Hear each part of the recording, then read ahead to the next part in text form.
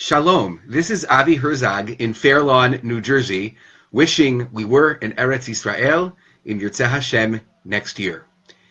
Several years ago, there was a Kellogg's Cornflakes commercial with a slogan that read, "Taste them again for the first time," recalling, of course, the child within us who did not enjoy cornflakes so much, but if you taste them again as an adult, as if you never tasted them before, now you will indeed enjoy them.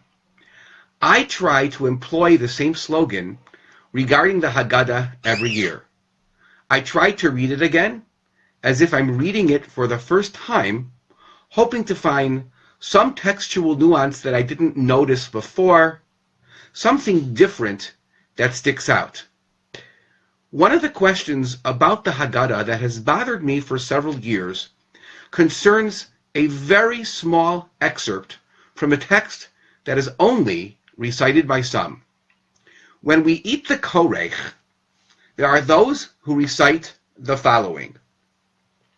Zecher lemikdash ki Hillel, kein asa Hillel bizman beit hamikdash, bizman shebeit hamikdash haya kayam, haya korech matzah umaror, va'ochlem biyachad, lekayem ma shene'emar, and this is the kicker, al matzot umrorim yochluhu. For several years it puzzled me that this quote, al matzot umrorim yochluhu, is not a quote from where we may expect, but rather it is a quote from later on. In other words, the quote from HaChodesh Hazel Lachem, the original recording in the Torah about the mitzvah to eat the Korban Pesach, is a different quote. That's Tzli Eish Umatzot Al Merorim Yochluhu. But the quote in the Hagaddah, Al Matzot Umerorim Yochluhu, is not from HaChodesh Hazel Lachem in Parashat Bo at all, but rather it's from Parashat Beha'alotecha regarding the incident of Pesach Sheni. It's quite striking that this is the pasuk that's chosen. Of course, it could simply be a slip, it could simply be a typo. But I would like to suggest that maybe there's more to it, and even if it's not what the Ba'alei Hagaddah had in mind, I believe that we will walk away from this Dvar Torah with a message to take with us as we go into Chag HaPesach, regardless of whether or not this was the intent of the Ba'alei Hagaddah.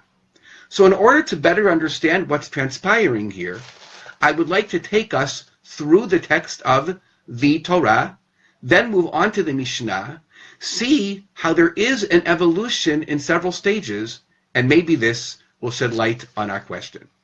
And the Torah tells us the story that we all know, that there were people that were Tume'im lenefesh Adam. They went to Moshe, and they said to him, as a little child might complain, it's not fair. We would like to participate in the Korban Pesach. Moshe Rabbeinu, for whatever reason, there are several midrashim about this, does not have a response to them. He approaches Hashem. Hashem gets back to Moshe, who then tells these individuals the message from Hashem. And the message from Hashem is quite startling. It is not only an answer in the affirmative that we're all familiar with, but God, in his rachamim, as the Rachaman, goes beyond that and includes a whole second category. And the Torah records for us as follows. Hashem tells Moshe to tell Bnei Yisrael, Ish ki hiyeh tamei lanefesh, o v'derech v'choka lachem, o lidorotechem v'asa Pesach laHashem. Not only if a person is tamei nefesh, as you are, but in addition to that, if one is also v'derech v'choka, too far away to arrive on time on Yudalid Nisan to engage in the performance of the mitzvah or Korban Pesach, such an individual also is exempt the first time around, and both of these categories, Temei Nefesh and Derech Rechoka, have the opportunity to perform the mitzvah of Korban Pesach exactly 1 month later in what we know today colloquially as the Pesach Sheni. If we turn to the Mishnah, we find that it's expanded even further than this. And the Mishnah in Masechet Pesachim tells us as follows. It's Perek Tet, Mishnah Aleph. Misha hayat tamei o v'derech rechoka, if a person is tamei or too far away, as is recorded in the Torah, V'lo asa et harishon ya'aseh et hasheni. He can perform the Korban Pesach on Pesach Sheni.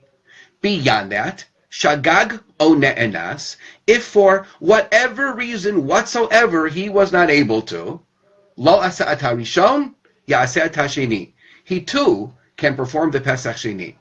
So, the Mishnah seems to understand that when God added a second category, that was merely an example of any categorization whatsoever. In other words, according to the Mishnah, what God's intention was all along is, I'm going to do you one better. Not only if one is Tamei Nefesh, but in addition to that, if one is B'derech Rechoka, or for whatever reason is not able to perform the mitzvah of Korban Pesach in Chodesh Nisan, he may do so in addition 1 month later in Chodesh Iyar.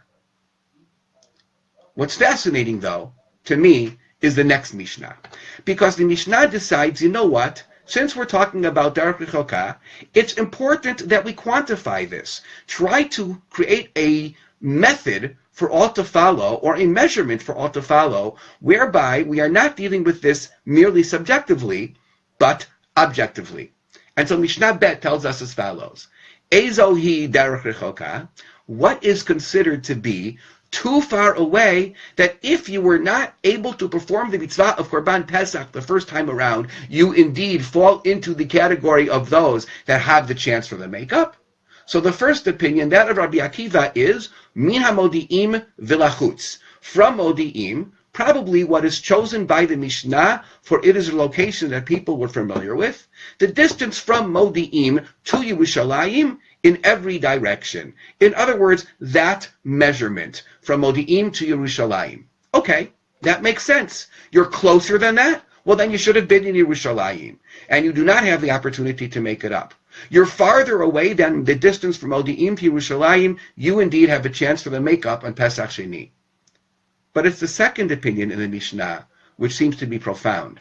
Rabbi Eliezer Omer, me iskupat azara v'lachutz. If you are literally standing right outside the threshold to the azara, to the courtyard, at the time of offering the Pesach Sheni, and for whatever reason you are not able to, or you do not enter the azara, you do not enter the courtyard, you too have a chance for a makeup 1 month later. Think about this for a moment. It's startling. How could it possibly be that if somebody is standing right outside, they're together with their family, but don't go in, they have an opportunity for a makeup 1 month later? At first glance, one may think that what's transpiring here is simple. It was obviously extremely crowded, and maybe there was no room for this person. He wasn't able to get into the Azara. But we know that that cannot be the case, for the Gemara explains that there was room for everybody for the Pesach Sheni. First of all, it was performed like a factory. People went in, they did what they had to do, and they left, and they made room for the next family. So there was constant going and coming, and there was room for everybody. Second of all, however one wishes to understand this, somehow, b'derech nes, everybody was able to fit in, whatever that may or may not mean. But there was room. So why is this person not entering? I would like now to share with you, a beautiful explanation by Rav Yosef Dov Halevi Soloveitchik, the Rav Zichrono Tzadik Livracha, whose yortzeit is coming up, his 25th yortzeit is coming up now on this Chol HaMoed Pesach. And the Rav shares with us as follows. He explains that there is a fundamental difference between the opinion of Rabbi Akiva, of Min HaModi'im V'lachutz, and the opinion of Rabbi Eliezer of Me'iskupat Ha'azara, that if one is standing even right outside the doorway, if you will. According to Rav Soloveitchik Zatzal, the former, the opinion of Rabbi Akiva, is that the Torah, or God, when he tells us that one is b'derech rechoka, is talking about a physical limitation. This individual is physically too far away. And Rav Soloveitchik explains that Rabbi Eliezer, of course, accepts that and agrees with Rabbi Akiva that when we are dealing with a physical distance, it must be min hamodi'im v'lachutz. Again, he agrees with Rabbi Akiva. He's just adding another dimension, according to the Rav Zatzal. He's adding that in addition to a physical distance, sometimes a person has a spiritual limitation as well. Sometimes a person is spiritually distant. Sometimes a person is physically right there, and somehow they're not able to bring themselves to perform a mitzvah, to worship HaKadosh Baruch Hu, in this case, to worship God through the means of the Korban Pesach. Maybe this person is angry at God for whatever reason. Maybe such a person just went through a very difficult time in their lives. Maybe somebody very close to them just died. And that person is saying, God, I really, really, really, on some level, I want to do this. But right now, I'm not ready. I just can't. And even in this situation, explains the Rav, that's considered to be v'derech rechalka.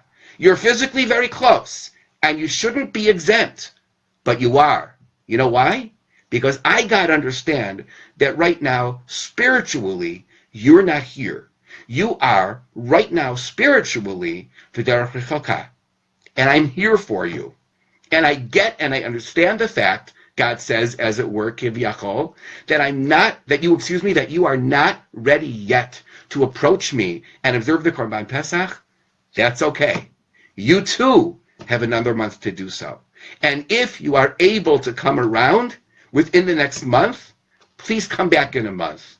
And I will wait for you with open arms, ready to embrace you, to give you the hug that you are waiting for when indeed you do arrive. And if for some reason you can't come back in a month, then there's always next year too. And if not next year, then there's the following year, or even 10 or 20 years from now, at the appropriate date of the date that's lechatchila on Yudaled Nisan, not only 1 month from now on Yudaled Iyar. This, explains the Rav, is the meaning of the opinion of Rabbi Eliezer, me iskupat ha'azara v'lachutz. And if this is the case, I would like to suggest that whether or not this is what the Ba'alei Hagaddah had in mind, we can now come full circle as we go back to the text in the Hagaddah. Zecher l'mikdash ki Hillel. This is what Hillel did. Haya korech matzah u'maror, and according to some versions, of course, u'pesach, the Korban Pesach too, and he ate what was essentially a shawarma sandwich and a pita. Maybe not the tahina, because maybe, just maybe, he was ahead of his time and decided, I will not eat kitniyot on Pesach. Of course, I'm kidding. There was no such issue of kitniyot back then. But he was eating his shawarma sandwich. Why, the Hagaddah tells us? L'kayein ma shene'emar al matzot u'mororim yochluhu. Not the pasuk that is by Pesach Rishon, but davka, the pasuk that is recorded by Pesach Sheni. Why this pasuk? I think we now all understand. What I am suggesting is, this pasuk is reminding us that one of the themes of the Korban Pesach and one of the overarching themes that we must never lose sight of Leil HaPesach and the entire Chag HaPesach experience is that of realizing that HaKadosh Baruch Hu is always there waiting for us. I would simply like to add that the Gemara explains the pasuk, Ze keli va'anvehu, Elohei avi va'aro mimenhu. The Gemara explains the pasuk in one of two ways. One of those ways, in two different ways. And one of those ways of understanding the pasuk is, Hitna'el lefanav b'mitzvot. Beautify yourself before HaKadosh Baruch Hu in beautifying the mitzvot. But the other way is, emulate HaKadosh Baruch Hu. Just like HaKadosh Baruch Hu is Rachum, you too should be Rachum. Mahu Chanun, af ata tehei Chanun. And similarly, I would like to suggest here that just like HaKadosh Baruch Hu is telling the person who is spiritually distant and not yet ready to embrace God, not yet ready to perform mitzvot, this individual, he or she, is just not there yet. Similarly, we too, of course, are to always be cognizant of this behavioral aspect of HaKadosh Baruch Hu, and to apply it to ourselves and realize that there are always individuals who, for whatever reason, are just not yet erect to embrace Yahadut, to embrace Yiddishkeit, Or maybe they have decided to forsake a certain part of Yiddishkeit. And maybe even this year they just decided, I used to attend a Seder, but this year, for whatever reason, I just can't go through with it. That just like HaKadosh Baruch Hu is saying, that's okay. I'll be patient with you. And I'll always be there for you when you decide to come back and to return. And I will embrace you. That we too, in Yirtzeh Hashem, will learn from this behavior of HaKadosh Baruch Hu, from this model, to apply it to ourselves and to be willing to embrace all whenever they decide that they too are ready to join our ranks. Chag Kasher V'Sameach to all of my dear friends at Torat Chayim. Chag Kasher V'Sameach to all of Klal Yisrael.